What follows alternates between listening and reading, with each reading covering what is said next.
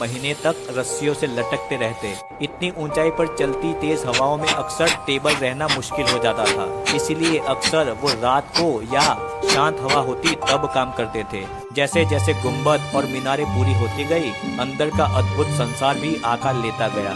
पिएत्राडूरा नाम की बारीक जड़ाई का काम करने वाली सैकड़ों टीमें अलग अलग पत्थरों से फूलों और ज्यामितीय डिजाइन बनाती रहती। लाल, हरे, नीले और पीले पत्थरों को संगमरमर में इतने परफेक्शन से जड़ा गया कि ऐसा लगता है कि जैसे पेंटिंग कर दी हो। कुछ नाजुक पैटर्न पर फूल की पंखुड़ी को तराशने में 3-3 महीने लग जाते। औरतें महीनों तक छोटे छोटे पत्थर पीसती, चमकाती और उनकी किनारियों को मखमली मुलायम बनाती ताकि फिट करते समय कोई दरार ना पड़े। वहीं पुरुष कारीगर बड़े स्लैब काटने और भारी काम संभालते। धीरे धीरे लगभग 1643 में मेन मकबरा लगभग बनकर तैयार हो चुका था। तब वो पाक पल आया जिसका सबको सालों से इंतजार था। मुमताज महल को उसके अंतिम कब्र तक पहुंचाने का। रात का टाइम चुना गया ताकि माहौल शांत हो। राजसी काफिला चुपचाप उस लाल कब्र के पास जमा हुआ जहां मुमताज को लगभग 10 से 11 साल पहले दफनाया गया था। फिर वो कब्र खोदी गई और हाथियों पर सजे चांदी के पिल्लर से घिरी पालकी में ताबूत को रखा गया।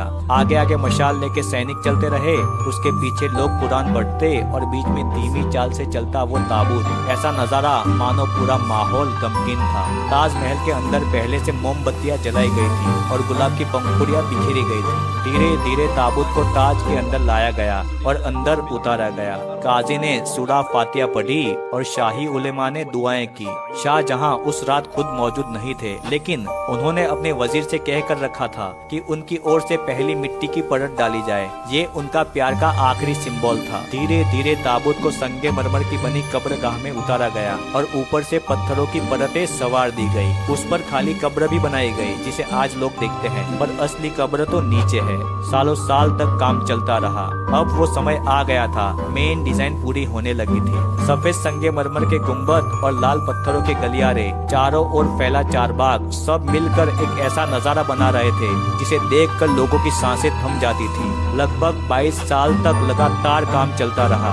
फिर आया साल 1653। अब ताज का लगभग सारा कामकाज पूरा हो चुका था। सुबह की पहली किरण में वो हल्का गुलाबी जैसा दिखता, दोपहर में दमदार सफेद और शाम में सुनहरे रंग का आभास देता। हर पल अलग चेहरा। इसका असली शाही नाम था रोजा ए मुमताज महल, लेकिन समय के साथ साथ मुमताज से ताज निकला और पूरी दुनिया ने इसे ताज महल के नाम से पहचान लिया। 1657 में अंदर अंदर गद्दी के लिए झगड़े शुरू हो गए और 1651 में शाहजहां के बेटे औरंगजेब ने सत्ता हथिया ली।